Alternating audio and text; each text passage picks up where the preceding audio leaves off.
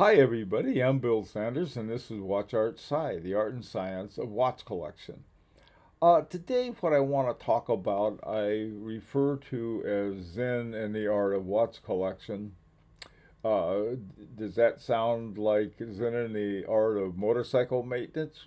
Possibly, for those of you who have read that famous book. Uh, it has certain features like it. It's about the two sides of watch collection. Just like there were the different sides of motorcycle maintenance. On the one hand, you had people who are out riding their motorcycles. They really enjoy it. They don't know anything about maintaining it. And then there are those who are riding it and they do know about maintaining it. The same thing is true, I see it, is not true so much as it is one way that we can look at watch collection. On the one hand, we have an aesthetic. We look at something, we look at a watch and say, oh, that's a pretty watch, I like that. You're not sure why, but you like it. And then on the other hand, you have the technical side and you say, well, I know the kind of movement that it has. It's a manual movement, it's hand wound, it's 4 hertz or 3 hertz, and things like that. So you have these two sides, and I think that in order to, at least for me, to really enjoy watch collection, it's good to know something about both sides. And beyond a sort of a minimum understanding of watches, and by beyond a minimal, I mean, something other than the fact that they keep time and how to set them. Now, one of the interesting things that came up in the maintenance, the Zen and the art of motorcycle maintenance, was the whole issue of trying to reconnect with certain basic values. Let me explain what I mean by that, and we can get our own values back to our watches rather than listening to what anybody else says. The um, the whole essence of basic values. We're very young and we're given these values. You should do this. You should be honest. You should do you shouldn't steal and so on and so forth. So one day, your rich Aunt Sophie comes over and you say, "Oh, Aunt Sophie, you're looking fatter than the last time I saw you." And whack, your parents say, you're not supposed to talk that way. Well, you said to be honest. Well, you learn more and more and more is that there are all kinds of times that honesty has more than one meaning. Uh, on the other hand, if next time Aunt Sophie comes waddling over, if you say, Aunt Sophie, you lost weight, even though it's not true, the next thing you know, Aunt Sophie has a really nice birthday present for you.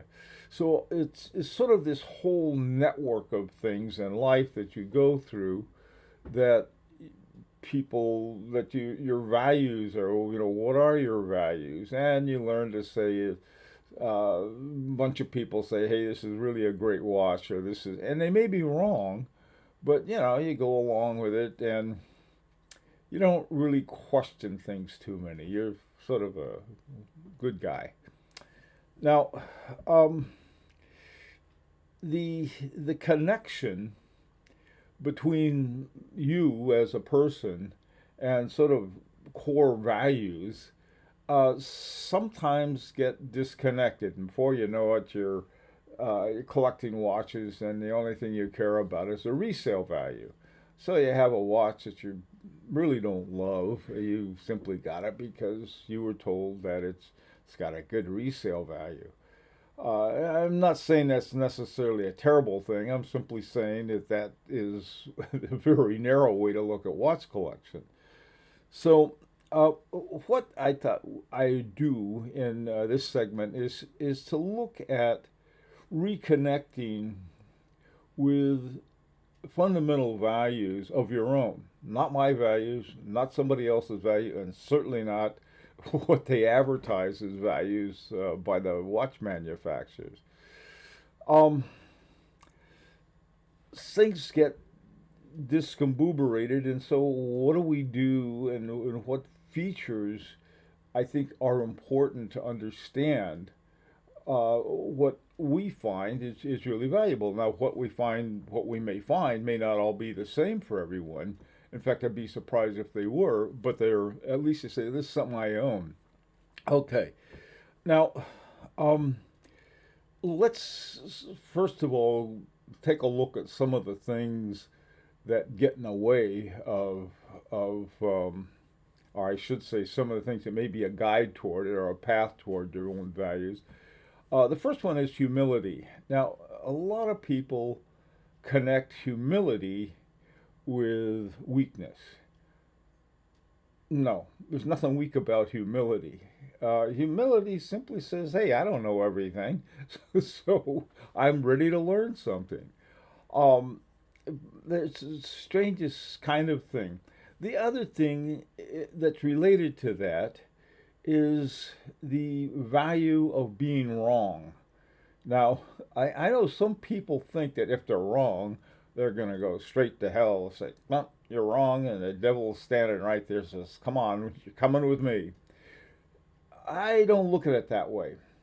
On this channel, I've been wrong before, and somebody writes in and says, that's not right, this is right, and I look it up, and sure enough, they're right. And what's happened? I've learned something. I've never learned anything when I'm right. I pick up a Rolex, and I say, this has got a frequency of 4 hertz, 28,800 VPH. As you're right. Well, I knew that. On the other hand, I think, and I could be wrong about this, but if I picked up a Cellini Prince and I'd say, look at this watch. I think this is a 3 hertz watch. I think it runs at 21,600. I may or may not be right. I'll have to look it up later on. But the point is that being wrong is not a bad thing.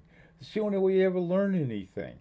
That's why I'm very grateful to a lot of viewers that write in and say, "Well, this is the way things really are," and okay, thanks, I learned something. So I think that's the whole sense of humility, not because you're weak, but because you want to learn more. Okay, another thing is modesty, and modesty again is not a weakness. Is that you say, well, this is what I think it is, and I've looked it up, and maybe I'm wrong. Uh, so what? So what? You try to, at least on this channel, I try to get things right. And I know other guys on a lot of these other channels, they're trying to do the same thing. But sometimes we're wrong. They're flat out wrong. You're wrong. Okay. Hey, I learned something new. And if you're right all the time, you don't learn anything new. And people who think they're right all the time don't know very much. At least that's my experience. All right. The same thing with modesty is that you say something. Hey, look at this. Look at this watch. This is a nice watch. I like it. I know it's not for everybody, but it is for me. It's got dual time with jumping hours. It has a retrograde minutes. Nice watch for me. You may not like it. Okay, that's all right. You don't have to. Um, the the other thing that goes along with this is attentiveness. In other words, what are you doing? I mean, you're looking at your watch and you say, oh, what about this watch? What can I learn from it? And you look at the guilloche, you look at the hands, you look at the jumping hours, you look at the retrograde movements, you take it off, and you say, oh, let's take a look at the back. And there's the back of it, and you say, oh, hey, it's got a micro rotor in it, and it's really thin. Why is that so? What's going on? There's a big story behind this watch. This is a Vacheron Constantin with a name that I have a very difficult time pronouncing. Let me see if I got it written down here. It's called Heure d'ici et heure d'ailleurs, which means time here and time there, or time elsewhere.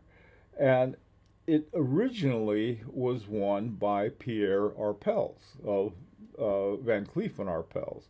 and he wanted a guy's watch, but he wanted a gentleman's watch, and he decided it should be hand wound, it should be very, very thin. And so he made one, and I think it came out in 1949. He wore it for years, and at some point, Van Cleef and Arpels said, "You know what? We need a dual time watch because that's important." Now, the original watch like this had been done with a Piaget movement, and so they contacted Jean-Marc Wiederreck at Agenor and said, "Could you fix this one up using the Piaget-based movement, and we want dual time on it." And so, but it's got to be thin and so on and so forth. So he took a look at it and he said, "There's no way." Oh, and they wanted it to be automatic too. Automatic adds thickness to it. So his solution was a very ingenious one, and it came up with this air d'ici et or d'ailleurs. Um, and it's with the jumping hours, the retrograde minutes. Thin watch, automatic, but the automatic, to keep it thin, he had to use a micro rotor. So it's things like that that make this watch for me a lot of fun. If somebody looks at that and says, "I don't like that," they don't have to. That's the fun part about it. They don't, I mean, people have a lot of favorite watches that I could care less about. But so what? And they shouldn't care either. Okay, so that is related to attentiveness, is that you know what you're doing. Now, the last one here, and this is all getting back to some really basic of your own values, not somebody else's, and that's skepticism. And by skepticism, a lot of people confuse skepticism with cynicism. It's not that. It's a matter of checking things out, just checking it out a little further, and finding out, digging a little deeper. That's all it is. It's not cynicism. And I've learned a lot of stuff by skepticism. And what I find out, hey, you're wrong. Hey, that's something new.